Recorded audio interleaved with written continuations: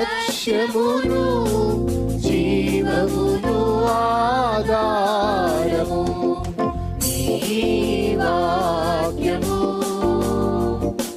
నా త్రోవకు.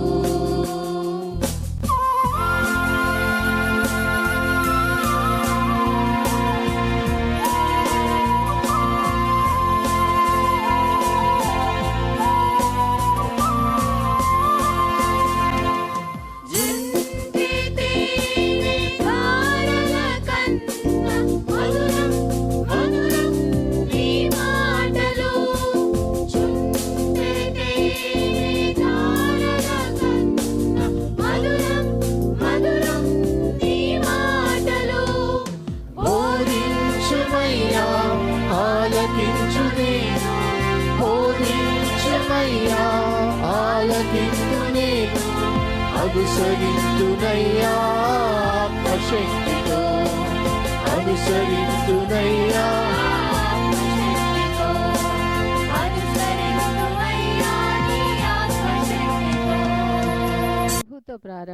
ప్రభుతో ప్రారంభం అనే ఆధ్యాత్మిక అనుదిన ప్రార్థనా కార్యక్రమానికి ప్రేమతో మిమ్మల్ని ఆహ్వానిస్తూ ఉన్నాం. మన జీవితానికి ఆదియు ఆధారమునైనటువంటి ఆ దేవుణ్ణి మొదట మరణించుకున్నట్లయితే ఆ దినమంతయు ఆయన కృపాక్షేమములే మన వెంట వచ్చును. మొదట వేకునే లేవగానే మరి నీతిసూరుడైనటువంటి ఆయనని చూద్దాం, ఆయన మనలనైన స్వరాన్ని మనం విందాం. మన జీవిత కాలం అంతయు ఆయన ఆశీర్వాదములు దీవెనలు మన మీద కుమ్మరించును. యెషయి 65:24 మనం చూసినట్లయితే వారికి ఈలాగున జరుగును, వారు వేడుకొనుక మునుపు నేను ఉత్తరమిచ్చెదను, వారి మనవి చేయుచుండగా నేను ఆలకించెదను. మనవి చేయుచుండగానే ఆయన మన మనవిని ఆలకిస్తున్నాడు. కాబట్టి మరి ప్రతి దినము కూడా ఈ యొక్క అనుదిన ఆధ్యాత్మిక కార్యక్రమంలో మనం పాల్గొన్నట్లయితే మన జీవిత కాలం అంతయు కూడా ఆయన మేలులను మనం పొందుకోగలం, ఆ నిత్యరాజ్యంలో వారసులుగా మనము జీవించగలం. రండి, ప్రభుతో ప్రారంభం కార్యక్రమంలో పాల్గొనండి, ఆత్మీయ మేలులు పొందండి. దేవుడు మిమ్మల్ని దీవించాలి. పరిశుద్ధాత్మా పావురమా నీదాసులపై కరుణతో నరుదెంచుమా. పరిశుద్ధాత్మా పావురమా నీదాసులపై కరుణతో నరుదెంచుమా. పరిశుద్ధుడగు యేసు పరమున కరిగి ఆదరణకర్తగా నిన్ను దయచేసే గదా మాకు. పరిశుద్ధాత్మా పావురమా నీదాసులపై కరుణతో నరుదెంచుమా.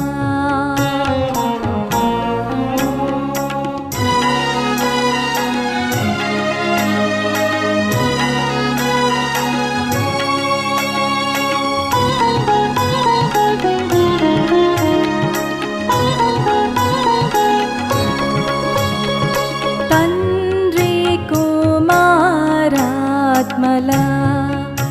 ఏకాత్మవైయుండిన పావనుడా. తండ్రి కుమారాత్మల ఏకాత్మవైయుండిన పావనుడా.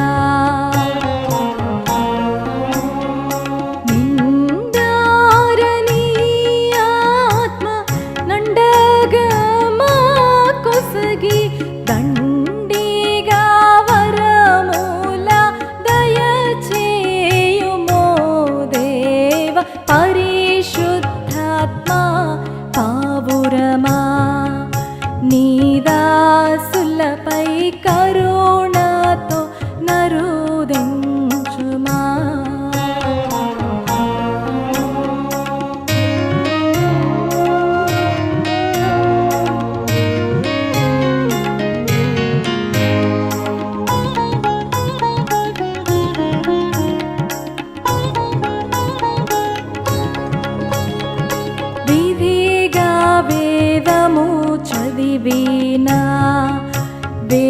మారు సద్బోధల నాలించిన విధిగా వేదము చదివిన బేమారు సద్బోధల నాలించిన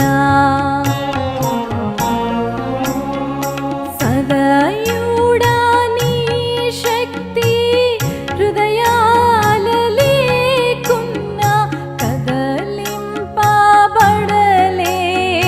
కలుషాత్ములము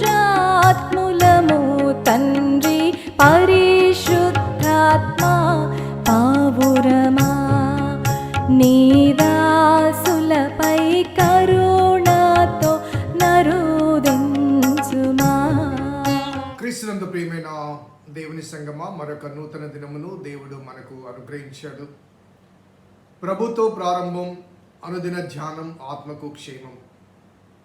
ఈ క్షేమకరమైన ఆధ్యాత్మిక ఆశీర్వాదకరమైన సువర్తమానములు అనుదినము ధ్యానం చేస్తుండగా దేవుడు మన హృదయాలకు అవసరమైన ఆధ్యాత్మిక మన్నాను ఆయనే పంచిపెడుతుండగా ఆయన బోధల సారాంశాన్ని మన వ్యక్తిగత జీవితానికి అన్వయించుకుంటూ అనుసరించుటకు ప్రేమతో ఆ ప్రభువును బట్టి, ప్రభు అనుగ్రహించిన ప్రేరణ బట్టి మీకు ఆహ్వానం తెలియజేస్తున్నాను.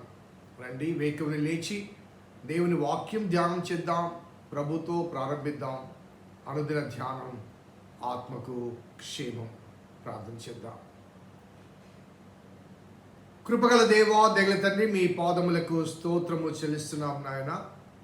నీ ఉచితమైన దయా సంకల్పాన్ని బట్టి మమ్మల్ని ప్రేమించి అనుదినము మీరు అనుగ్రహిస్తున్న ఈ సువర్తమానములు బట్టి ప్రభాస్తుతులు చెల్లిస్తున్నాం.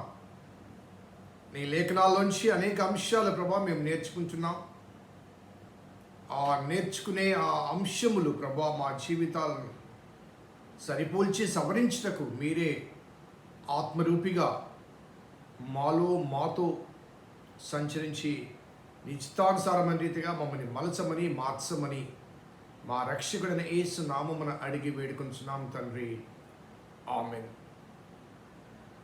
14వ కీర్తన మొదటి వచనాన్ని ఇంకా మనం ధ్యానం చేస్తున్నాం. మేలు చేయువాడు ఒకడు లేడు, వారు చెడిపోయిన వారు అసహ్య కార్యములు చేయువారు. ఎవరంటే దేవుడు లేడని తమ హృదయములో అనుకునే బుద్ధిహీనులు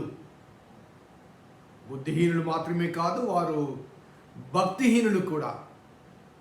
గత 2 దినాలు ఈ వాక్య భాగాన్ని మనము జ్ఞాపకం చేసుకుంటూ వచ్చాం. ఈ బుద్ధిహీనులు, ఈ భక్తిహీనులు అనేవారు దేవుని గురించిన భయం లేని వారు కాబట్టి భౌతిక అంశాల పరిధిలో పరిభ్రమిస్తూ మరి దేవునికి భిన్నమైన ప్రవర్తన నియమావళిని కోరుకుంటూ దేవుని ఆయాసపరిచే రీతిగా ప్రవర్తిస్తున్నారు. గతంలో మనం ధ్యానం చేసిన 10వ కీర్తనలో మనము జ్ఞాపకం చేసుకుంటే 2, 3, 4 వచనాల్లో దుష్టుడు గర్విస్తున్నాడు అంటాడు. దుష్టుడు గర్విస్తున్నాడు అంటాడు. 3వ వచనంలో దుష్టులు తమ మనోభిలాషను బట్టి అతిశయపడతారు, గర్విస్తారు, అతిశయపడతారు. అలాగే 4వ వచనంలో దుష్టులు పొగరెక్కి యెహోవా విచారణ చేయడని కొందరు దేవుడు లేడని వారెల్లప్పుడూ యోచించదు. వారు బుద్ధిహీనులు మాత్రమే కాదు, భక్తిహీనులు మాత్రమే కాదు, వారు దుష్టులు. దేవుడు లేడని, దేవుడు విచారణ చేయడని వారు అనుకొందరు దేవుడు లేడని వాళ్ళు ఎప్పుడు కూడా యోచిస్తూ ఉంటారు. చాలాసార్లు మనము చేసే కొన్ని దైవ వ్యతిరేక సంబంధమైన క్రియలు, దేవుని ఆయాసపరిచే క్రియలు, సాటుమాటుగా జరిగించేవి కానీ, చీకటి క్రియలు కానీ, లేకపోతే సంక్షేమానికి ఇబ్బంది కలిగించే అంశాలు కానీ, అంతా విపరీతంగా లోతుగా పోనక్కర్లేదు.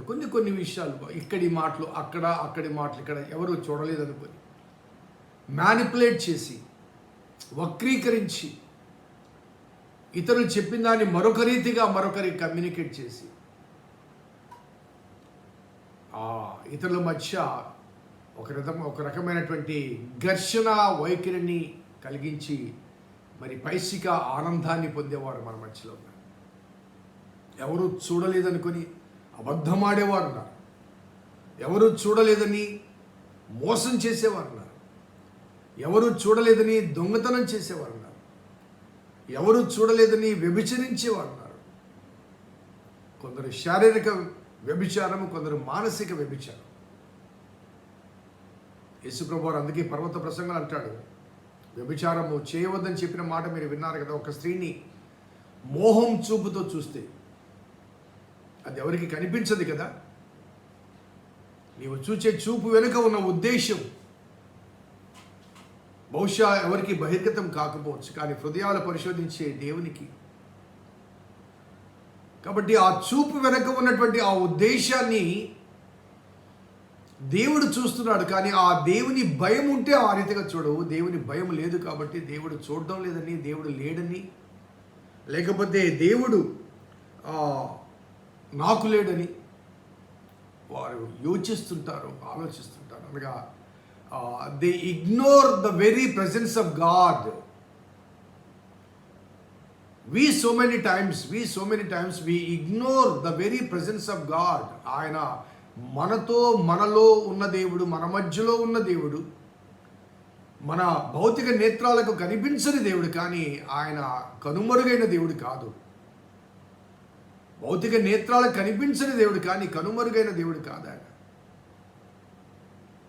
దేవుని చూడగలిగిన నేత్రాలు మనకు లేవు కాబట్టి నీ ఎదురుగా ఉన్న నువ్వు చూడలేకపోతున్నావు.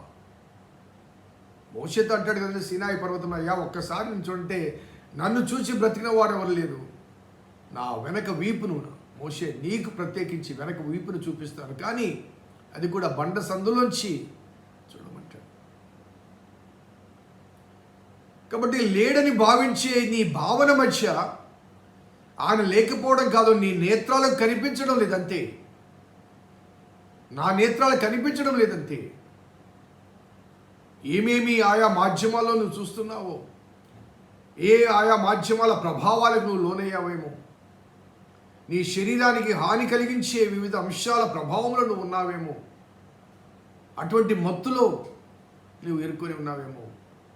దేవుడు లేడనే భావన నీకుంది, కానీ దేవుడు లేకపోవడం కాదు, నీకు కనిపించడం లేదంతే. ఎందుకంటే చూడగలిగిన దృష్టి నీకు లేదు. ఒకవేళ చూడాలి అనుకున్నా కానీ ఆ పవిత్రమైన హృదయముతో దేవుని వైపు చూడగలిగితే ఆయన స్వరము నీకు వినపడుతుంది. ఆయన స్వరము వినపడుతుంది. మోషే ముఖాముఖిగా దేవునితో మాట్లాడాడంటే అర్థం ఏంటండి? మేఘాల్లోంచి ఆయన స్వరము వినపడింది. ధర్మశాస్త్రాన్ని మోషేకి ఇచ్చాడు. So we cannot question the presence of God. He is never absence. ఆయన వేరే వాడు కాదు, లేని కాలం అంటూ లేదు. ఆయన సృష్టించింది యావత్తు కూడా సృష్టికర్త తన కళ్ళ ఎదుట చేసిన సృష్టి. నీవు నేను సృష్టిలోని ఒక భాగం. ఒక కాలంలో ఉంటావు, ఒక కాలంలో వెళ్ళిపోతాం, కనుమరుగైపోతాం. మన బుజ్జిగారు నిన్న మొన్న మన కళ్ళ ముందునే ఉన్నాడు. ఆయన మాట్లాడుతూ వెళ్ళిపోయాడు. దేవుడు అటువంటి వాడు కాదండి. మన జీవితం అటువంటిది. మనం అటువంటి వారు, కానీ దేవుడు అటువంటి వాడు కాదు. సో కాబట్టి వారు దేవుడు లేడని వారు ఎల్లప్పుడూ యోచిస్తారు అనే మాటలు కనపడతాయి. కొత్త నిబంధనలో రోమీలకు రాసిన పత్రికలో పౌల్ రోమీలకు రాయబడ్డ పత్రికలో ఎక్కువ ఈ కీర్తనలోని కొన్ని కొటేషన్స్ ఆ సంఘాన్ని ఉద్దేశించి ఎన్నుకొని రాశాడు. మొదటి అధ్యాయం, రోమీలకు రాసిన పత్రిక మొదటి అధ్యాయం, కొన్ని వచనాలు ఈ అధ్యాయం నుంచి నేను మీకు జ్ఞాపకం ఇచ్చాను. ఎందుకంటే ఆ వచనము దాటి నేను వెళ్ళలేకపోతున్నాను. ఈ కీర్తన అదే రీతిగా 53వ కీర్తన దాదాపుగా ఒకే కోణములో ఒకే పదజాలంతో ఉంటాయి. ఏదో 1-2 వచనాలు మార్పు ఉందేమో, కానీ యాజ్ ఇట్ ఈస్గా ఆర్డర్ కూడా ఒకటే ఉంటుంది. 2 కీర్తనలు ఒకే భావముతో, ఒకే పదజాలముతో, ఒకే భావ వ్యక్తీకరణతో రాశాడంటే ఆ కీర్తనలోని ఆ అంశం ఎంత ప్రాముఖ్యమైందో. అందుకే ఈ మొదటి వచనాన్ని దాటి నేను ముందుకు వెళ్ళలేకపోతే ఈ మొదటి వచనంలోనే 3 రోజుల ధ్యానాన్ని మరి కొనసాగింపు చేస్తున్నాను. రోమీయులకు రాసిన పత్రిక 1వ అధ్యాయం 18th నుంచి చూద్దాం. దుర్నీతి చేత సత్యమును అడ్డగించు మనుషుల యొక్క సమస్త భక్తిహీనత. ఈ బుద్ధిహీనులకు ఏముందండి? భక్తిహీనత కూడా ఉంటుంది. సో ఈ భక్తిహీనత మీదను దుర్నీతి మీదను దేవుని కోపము పరలోకం నుంచి బయలుపరచబడుతుంది. ఆన్ గాడ్స్ అపాయింటెడ్ డే ఆ భక్తిహీనుల మీద, లేకపోతే దేవుడు లేడని హృదయంలో భావించే బుద్ధిహీనుల మీద దేవుని కోపము అకస్మాత్తుగా వస్తుంది. అనుకరణ గడియలో వస్తుంది, ఊహించని గడియలో వస్తుంది, సిద్ధపాటు లేని గడియలో వస్తుంది. ఇక మరలా మనము రిపేర్ కాలేని రీతిగా, కోలుకోని రీతిగా, తేరుకోలేని రీతిగా దేవుని ఉగ్రత వస్తుంది. ఆ విషయాన్ని తెలియచేస్తూ అంటాడు, ఎందుకనగా దేవుని గూర్చి తెలియశక్యమైనదేదో అది వారి మధ్య విషదమై ఉన్నది. ఇది దేవుని ఎరుగని క్రైస్తవేతర సమాజం గురించి కాదు. ఎందుకంటే ఇక్కడ రాయబడ్డ మాట, దేవుని గూర్చి తెలియశక్యమైనదేదో అది వారి మధ్య విషదమైనది, దేవుడు అది వారికి విషదపరిచెను. ఏమి చేయాలో ఏమి చేయకూడదో దేవుడు స్పష్టంగా వారికి బయలుపరిచాడు. కాబట్టి దే ఆర్ నాట్ ఇగ్నోరెంట్, వారు అమాయకులు కాదు, వారు అజ్ఞానులు కాదు. ఆ వివేకము లేక, తాము తెలుసుకున్న ఆ జ్ఞానాన్ని సరిగా సద్వినియోగం చేయలేక ఆ దేవుణ్ణి తృణీకరించిన అనుభవాలు, విశదపరచబడిన అంశాన్ని వారు వ్యతిరేకించిన అనుభవాలు, దేవుని కోపము బయలుపరచబడుతుంది అంటాడు. ఆయన అదృశ్య లక్షణములు అనగా ఆయన నిత్యశక్తియు దైవత్వమును జగద్దుత్పత్తి మొదలుకొని సృష్టించబడిన వస్తువులను ఆలోచించడం వల్ల తేటపడుచున్నవి. వారు నిరత్తలై ఉన్నారు మరియు వారు దేవుని ఎరిగియు ఆయనను దేవునిగా మహిమపరచలేదు. ఆయన ఆ అదృశ్య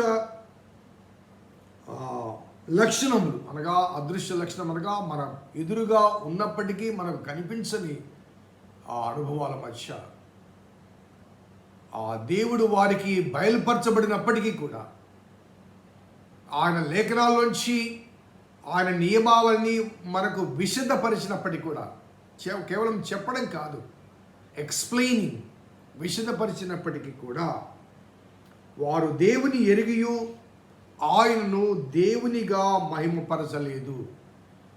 దేవుని ఎరిగియు ఆయనను దేవునిగా, మేబీ దే ఆర్ ట్రీటింగ్ మనలాంటి ఒక వ్యక్తిగా, ఒక గొప్ప వ్యక్తిగా భావిస్తున్నారు, దేవునిగా. They know the supreme power, the super power.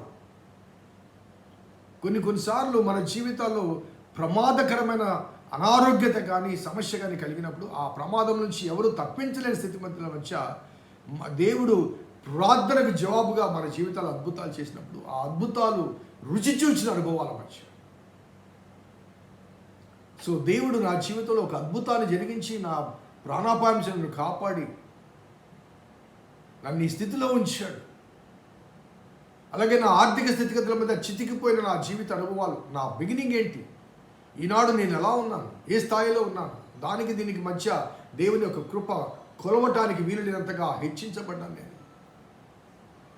So experiencing the presence and the providence of God, దేవుని యొక్క గొప్పతనం ఏమిటో, దేవుని యొక్క ఆశీర్వాదాలు ఏంటో అనుభవించి కూడా, ఎరిగి కూడా ఆయన దేవునిగా వారు మహిమపరచలేదు, కృతజ్ఞతాస్తుతులు చెల్లించలేదు. అనగా కృతజ్ఞత హృదయం వారికి లేదు, దేవుని పట్ల కృతజ్ఞత. చాలాసార్లు మనుషులుగా మనము ఇతరులకు సహాయం చేసినప్పుడు, ఆ సహాయం పొందిన వ్యక్తి కొన్నిసార్లు మొహం చాటేసినప్పుడు వీడికి ఇంత సహాయం చేసినండి కృతజ్ఞత లేదు అంట. మనమే వి ఎక్స్పెక్ట్. ఒక చిన్న ఎగ్జాంపుల్ చెప్తాను. ఎవరైనా కష్టాల్లో ఉన్నారు, ఆ కష్టాల్లో ఉన్న వారికి మనం సహాయం చేసాం. ఆ సహాయం చేసిన వ్యక్తి వచ్చేసి, అయ్యా చాలా థ్యాంక్స్ అయ్యా, మీ వల్లే నేను బయటపడ్డాను, మీ వల్లే ఇదే అను అని మనకు థ్యాంక్స్ చెప్తాడు. అతను కనబడ్డ ప్రతిసారి కూడా నమస్తే అయ్యా, నమస్తే అయ్యా, నమస్తే అయ్యా అంటారు. ఏదైనా ఒక సమయంలో ఆ వ్యక్తి మనని చూడకపోవడమో, విస్మరించకపోవడమో, చూసి చూడనట్టు పోవడమో చెప్తే వీడేంటంటే కనీసం కృతజ్ఞత లేదు. వీడికి ఎంత చేశాను తెలుసా, చూడకుండా వెళ్ళిపోతున్నాడు వాడు, కనీసం విష్ చేయకుండా పోతున్నాడు అని మనం అనుకోలేదండి? ఎవరి గురించి ఎప్పుడు అనుకోలేదా? We are after human beings. Within our capacity we could able to help some people, but God సర్వోన్నతుడు, సర్వశక్తిమంతుడు ఆయన. సో కృతజ్ఞతాస్తుతులు చెల్లించలేదు. కృతజ్ఞతలు ఏంటండి? దేవుడు అనుగ్రహించిన దాంట్లోంచి దేవునికి చెందవలసిందే దొంగతనం చేసే దొంగలు ఉన్నారు మన దగ్గర. దేవునికి చెందవలసింది. చాలా ఆశ్చర్యం వేస్తుందండి. స్వయంగా పౌలు భక్తుడు చెప్తున్న మాట ఇక్కడ, దేవుని శక్తిని ఎరిగియో దేవునిగా మహిమపరచలేదు, కృతజ్ఞతాస్తుతులు చెల్లించలేదు, కానీ తమ వాదనందు వ్యర్థులయ్యారు. వారి అవివేక హృదయం అంధకారమయమాయను. తాము జ్ఞానులమని చెప్పుకొనుచు బుద్ధిహీనులైరి. అక్కడ దేవుడు లేడని బుద్ధిహీనులు తమ హృదయంలో అంటారు. వారు భక్తిహీనులు. ఆ భక్తిహీనులట దేవుని ఎరుగక, లేకపోతే దేవుని గుర్తించక తమ జ్ఞానమందు వారు బుద్ధిహీనులయ్యారు అనే మాట. జ్ఞానం అని చెప్పుకొచ్చు బుద్ధిహీనులయ్యారు. 24:32 కూడా మనం ఆలోచిస్తే చాలా బాధకరమైన మాట. దేవుడు లేడని భావించే ఆ చెడిపోయిన వారు, అసహ్య కార్యములు చేయవారు, వారు అసహ్య కార్యములు ఎలా ఉంటారో దానికి ఈ హేతువు చేత 24 నుంచి, వారు తమ హృదయముల దురాశలు అనుసరించి తమ శరీరములను పరస్పరము అవమానపరుచుకున్నట్లు దేవుడు వారిని అపవిత్రతకు అప్పగించెను. అట్టి వారు దేవుని సత్యమును అసత్యమునకు మార్చి సృష్టికర్తకు ప్రతిగా సృష్టమును పూజించి సేవించి.